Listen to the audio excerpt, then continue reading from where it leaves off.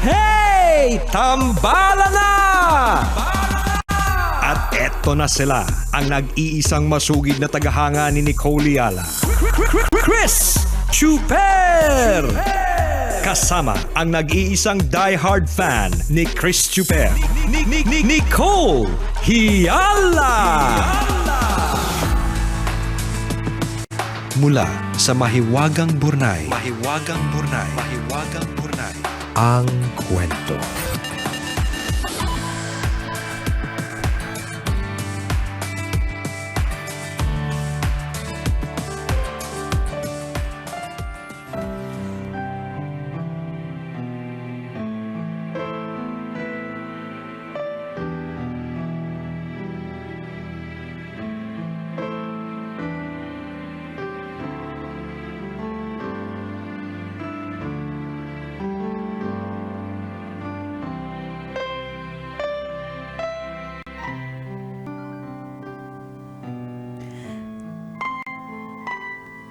Dear Nicole and Chris,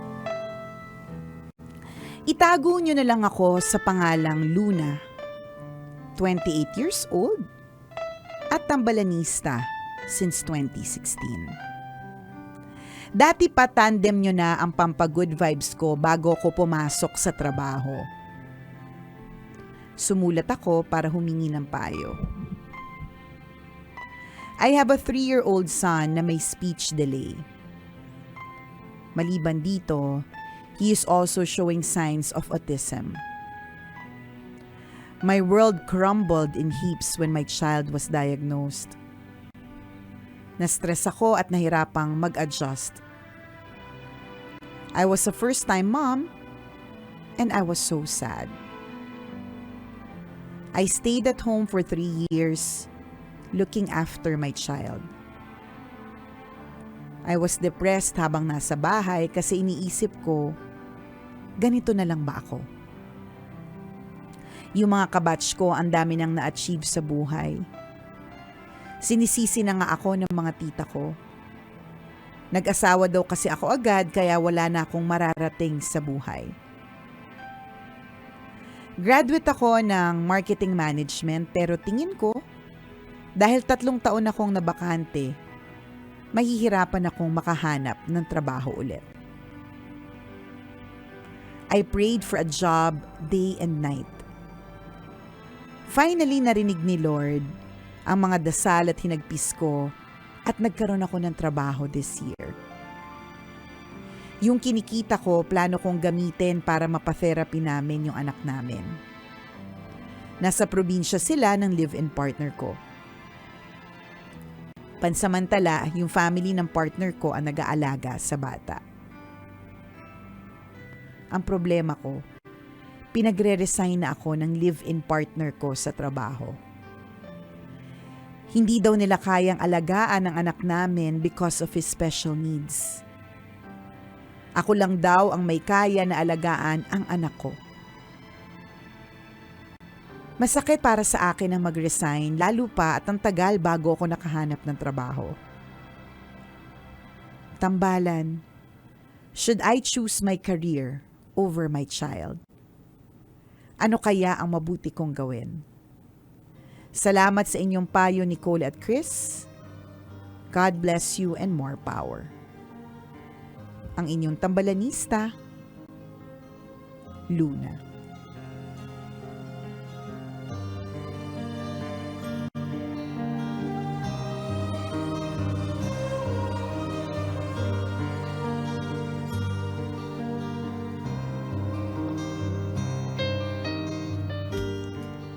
Hala, wala akong masabi. Mali ka ng hininga ng payo. Yung madaldal, walang masabi. Luna, ang ganda na pangalan mo. Oo, yun lang. Luna, Oh. parang moon. Oo, Diba? tama. So, may pag-asa. Charot. Yun yung masasabi namin, maganda yung pangalan mo. Ang bigat naman kasi nung tanong. Oo, Should para I sa choose? ating nakasalalay ang Oo nga, correct. ang pagpusad ng buhay niya bukas. Tama. Parang pati yung kinabukasan ng yung child with special needs, 'di ba? Ang tanong niya is should I choose my career over my child? Kasi syempre, ang career naman po talaga ay nagbibigay po talaga ito din ng although nakakapanghina siya yung pagkakaroon ng career kasi nakakapagod, nagbibigay buhay din sa atin to. Kaya nga 'di ba, ang trabaho, ang isang word niya is hanap buhay. Kasi nahahanap mo ang buhay kapag ka ikaw ay may hanap buhay. And yun yung eksena ni Luna na nahanap niya yung sarili niya, naging mas masaya siya, naging mas fulfilled siya nung nagkaroon siya ng hanap buhay, nung nagkaroon siya ng work. Pero ngayon, ang problema is merong kailangang intindihin na isa pa, 'di ba? Ang tanong ko talaga dito, it's hindi pwedeng walang compromise. Ibig sabihin, hindi pwedeng sasabihin ng partner mo na ikaw lang yung pwedeng gumawa. Ang pwede siguro mangyari, edi sige, ikaw ang mag-provide and so much more. Para na lang ako, payate-yate. Yate! Kasama ng mga anak kasama natin. Kasama ng anak natin, ng di ba? anak natin, nasa yate kami. Doon mo kami uuwiin mamaya. Doon mo kami susunduin. Correct, kasi kaya mo naman, di ba? Ako lang yung kaya mag-alaga sa kanya. So, ibig sabihin, ikaw din yung kaya mag-provide for our needs, di ba? Alam mo, feeling ko, partner, it's really not about that eh. Yung feeling kasi ni Luna is yung feeling ng happiness kapag ka siya ay nagtatrabaho. May ganun kasi. Naiintindihan natin yan para dun sa lahat ng mga nagtatrabaho dati tas nawala ng work. Bigla nilang marirealize na, oo nga no, may iba palang hatid na fulfillment kapag ka ikaw ay nagtatrabaho. At doon natatakot doon natatakot si Luna na maging malungkot ulit, ganyan. Pero nagigilty din siya at the same time kasi syempre ang pipiliin naman yung anak. 'Di ba? Kunento ko lang yung problema mo, wala akong naiambag. Pansin mo? Wala akong naiambag. Kunento ko lang yung inelaborate lang. Inelaborate ko lang. Yung kwento mo, kunento ko ulit. Wala talaga akong naiambag sa'yo, Luna. Sa'yo na lang to para sumaya ka. Itong suot ko. To makapagpapasaya sa'yo to. Pitasin mo araw-araw yung bunga ng bib ni Nicole. Yan, di ba, bib? Hindi ko na matawag eh. Ganyan. Diba, hapila. Yan, basta Tagalog lang. Basta mo, yan, makakapagpasaya sa'yo. Siguro, kung wala naman talagang choice but to choose your child, of course, di ba? Bakit ba tayo nagtatrabaho para sa mga anak? Ba't natin ginagawa lahat ng mga ginagawa natin para sa anak? Sabi ko nga sa inyo, di ba? Kahit hindi nga ako nag-host ng wedding, mag-host na ako ng wedding. Para rumakit. Di ba? Ganyan. Para kasi mairaos ang pangangailangan ng pamilya. Yes, 'di ba? Pangangailangan ng anak. Ginagawa mo 'yan para sa anak mo. So, sa palagay ko, dapat magkaroon ng tamang discussion amongst the family members kung paano kayo magmi-meet halfway. Hindi pwedeng ang mag-a-adjust ay ikaw lang, tapos yung isa ay hindi. Kailangan talaga parehas na mag-a-adjust. Ganun. Ako naman, sa tingin ko, it's not a choice of parang whether giving up your job or, di ba? Choosing your child. Choosing your child. Kasi hindi naman ito kakaibang kwento eh. Ayan, diba? hindi ka rin unique, Luna. Hindi ka unique, Luna. Diba? Hindi siya kakaibang kwento kasi marami ang working parents. Yun diba? sasabihin natin. Siguro kaya lang medyo naging iba yung kanya kasi yung anak niya partner with special needs eh. Although hindi din naman unique. Ibig sabihin, hindi lang ikaw yung merong anak with special needs. Correct. Siguro, tama ka dyan, lahat partner. ng bata have special needs. Diba? Regardless kung ano man yung... Pero siguro, partner, parang okay. Yung iba kasi pag autism, siguro, ganun.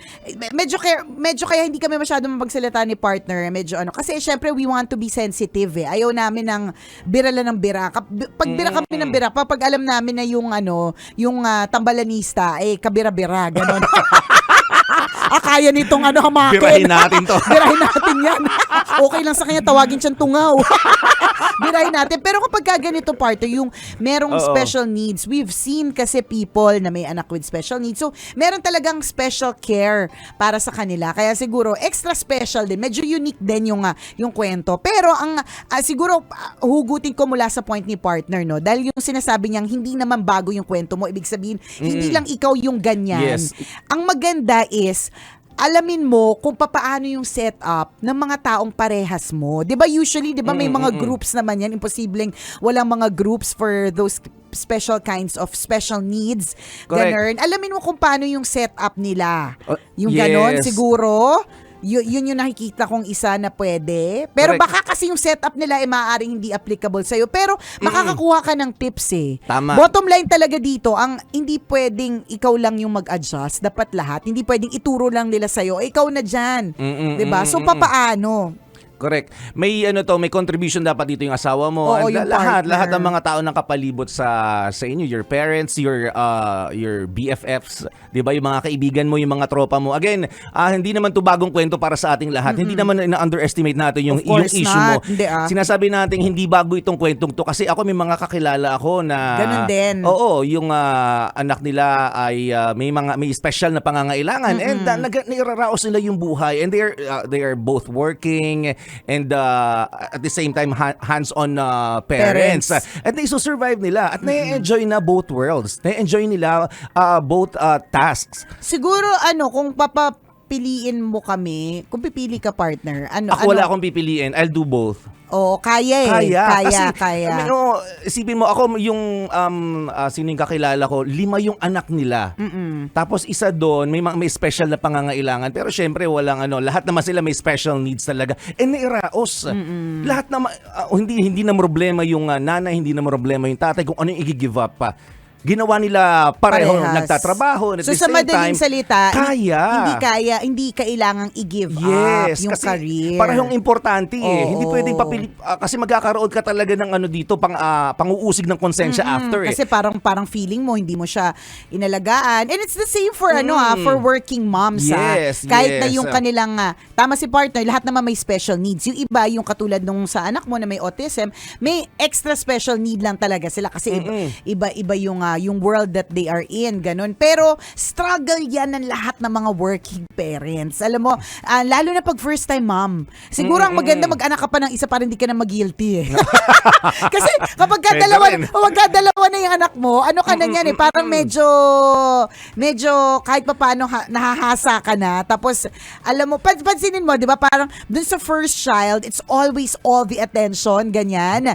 Everything is new, lahat bago, ganun. Pagdating nung pangalawa, natatandaan ko to, partner, ito perfect example. Working parents kami ni partner. So, nung time na dumating si Princess sa buhay namin, hindi ako nag-stop.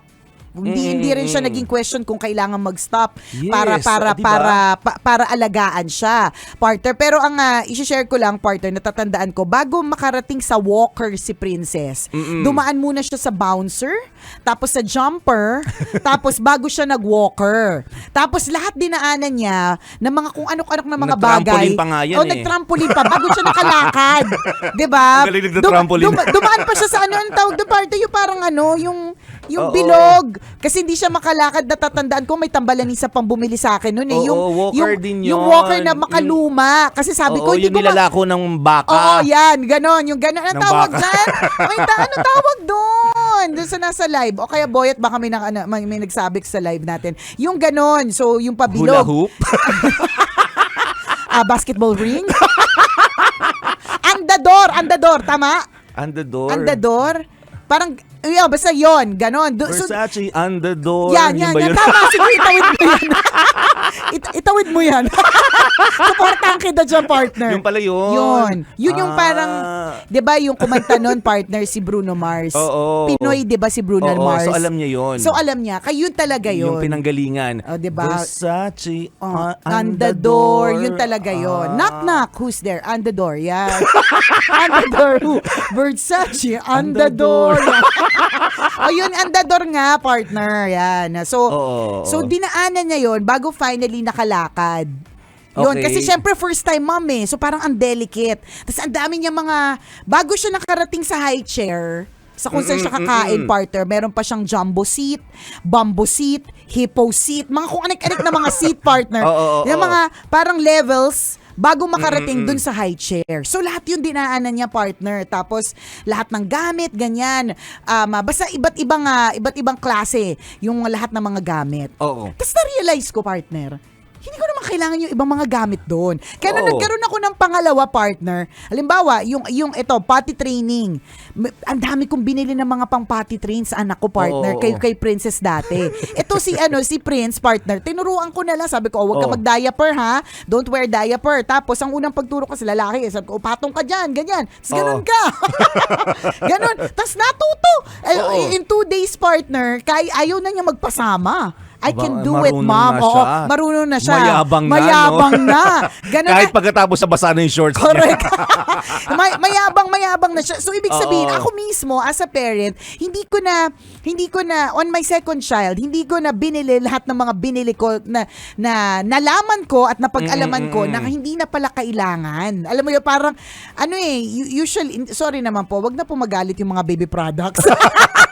Baka sabihin po nito, ninyo kami, naninira po kami ng produto. Hindi, Oo. naging helpful naman. Pero kasi meron ka ng pangalawang anak, alam mo yun, medyo mas hasakan na. Tapos yung guilt is less na eh. Yun yung point ko. Yun yung point ko. Parang, hindi ako nagigilty partner na hindi dinaanan ni Prince lahat ng mga ganon. Kumbaga parang natuto na ako from the first na kaya naman pala na ganito yung gawin. So yun yung parang punto namin ni partner na pwedeng gawan ng way. Alam mo yun? Nairaraos sa madaling salita. Mairaraos pala, yung ganun. It may seem like it's easy, pero kami hindi rin naging madali, no? Sa lahat. Hindi po talaga madali, pero nairaraos. One day at a time. Take Yes. each day at a time. And siguro yung isa sa mga pinaka-konkreto talagang maipapayo ko, seek help. And there's nothing wrong kung maghihingi ka ng tulong like you will ask somebody to take care while you're at work. Hindi ka masamang magulang kapag ka ganun. Di Agree. na-guilty na po kami lahat na nag-work. Tapos yung mga junakis namin naiiwan sa bahay na hindi kami yung kasama, di ba? Correct. Ako yun yung gusto kong sabihin. Although again, bawat magulang may kanya-kanyang parenting style. Pero baka sakaling merong applicable sa'yo. Baka. Diba? Diba? So yung itong kinikwento namin ay base sa aming mga experiences. So yung gusto kong ikwento rin, ako maswerte ako nagkaroon ako ng maayos sa support system. Yan, Kasi mahalaga yan. mahirap talaga na yung responsibility, yung demands ng work mo and kung ano pa man yung responsibilities mga ganap mo mo sa buhay. life. Oh, Tapos yung mga inom. Yes, Diba? inom. Mahalaga yun Oo, eh. mga demands ng kaibigan mo, kailangan correct. mo pagbigyan yun eh. Oo, yan. Diba? Yung inom, bidyoke, ganyan, comedy bar. Gala. Yan, di ba? Walwal lahat na. Lahat na. Charot. Hindi, yung sinasabi mo, Diba? di ba? All the demands of your life. Yes. Apart from being a parent. Correct ka. So, para matugunan mo yung mga demands na yon, kailangan mo ng support system. Hindi mo kakayanin lahat eh. Pero may iraraos. Papaano? Yun nga, ima-manage mo eh. Kailangan na sa bahay, sa pag-aalaga, hindi laging ikaw. Kaya ka nga may mga kaibigan, may manugang, lalo sa kulturang Pinoy. Yan. May biyanan pala, hindi manugang. May biyanan, may Correct. kapatid. May pamangkin na Oo. medyo may edad na, walang gagawin, di ba? Yung ganun. Correct. Lahat ng mga bagay na to, nakakatulong sa atin eh. Di ba halimbawa, tumawag ka lang ng kapatid mo or kung sino man ka-close mo talaga, BFF, natuwa sa anak mo. Di ba? Yung pag-aalaga lang sa kanya ng 2 oras tapos nakapaligo ka. Correct. Di ba? Malaking bagay na yun eh. Tapos What more? ilang oras para maka-work ka, Yes. di ba? Tapos lalo pa ngayon na mas pinadali ang maraming mga bagay. For example, everything is online now. So kung halimbawa nag-aalot ka ng oras para sa pamamalengke or pag-grocery, di ba? Na nervous kang iwan yung anak mo. Naku, tuk, di ba? Correct. Press lang. Dadating na yung liempo mo. Dadating Totoo. na. And yun yung mga help din yun. So seek help. Hindi po masamang humingi ng tulong yung mga second parents in whatever form they are. Pamangkin, pinsan, ninang, manugang, best friend, BFF. Di ba? Totoo yun. At lalo pa, partner, kapag ka may extra special need yung child. Extra special din siguro yung nila, yung care nila eh. Correct. Yung ganon. Hindi naman ibig sabihin no na kapag nag-allot ka ng time sa work mo ay kakalimutan mo na yung responsibilities mo at Hindi. home. So pagka ganun, di ba, alam kung galing ka sa trabaho, you make sure pag uwi mo ng bahay, Sila naman. di ba? Para natutuganan din yung pangangailangan ng mga anak mo. Tama. So yun yung gagawin mo, time management, di ba? Ang dali naming sinabi, no? Pero kami syempre struggling din Oo, kami. we are also struggling with that. Oo, hanggang you learn along the process, 'di ba? Parang araw-araw may didiscover kang bagong style. Ito naman yung i-adapt ko tomorrow. Pwede pala to. One day at a time nga. Yes, matututo ka bawat araw na lumilipas. One day at a time lang, one day lang at a time tayo. Ganun lang yung gawin mo para hindi masyadong mabigat yung ang dami mo nang iniisip about the future. Isa-isa lang.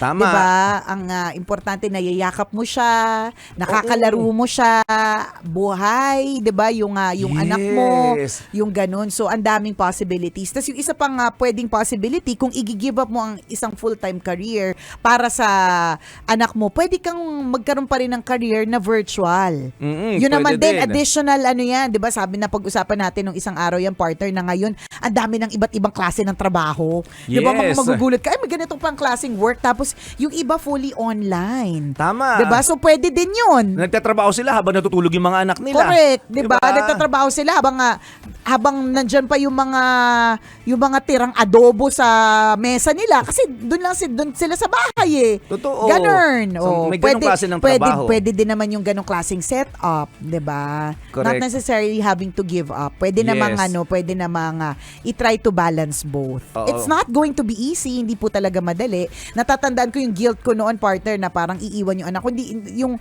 first time ko, yung kay Princess, doon talaga ako guilty eh. Yung first na ikot, na hindi mo nasaksihan yung mga ganon. Ang pinalapitan ko yung nanay ko eh. Tapos sabi ng nanay ko, huwag ka mag-alala, hindi lang naman ikaw yung ganyan.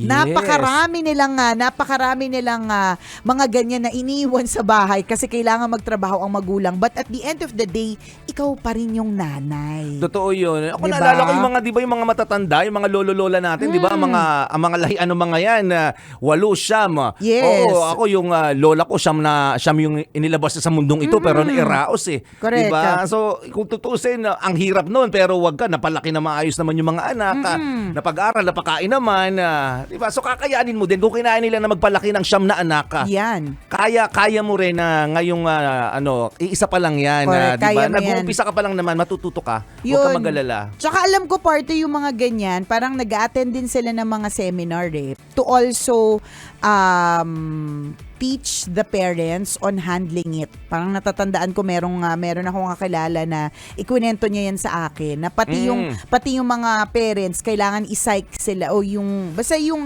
proper yung matututunan yan along the way. Yes. Yung mga ganon. Kaya mo yan, Luna! Masaya mag-alaga ng bata. Oo, kaya mo yan, Luna. Nakakapagod, pero masarap sa pakiramdam. You can do it.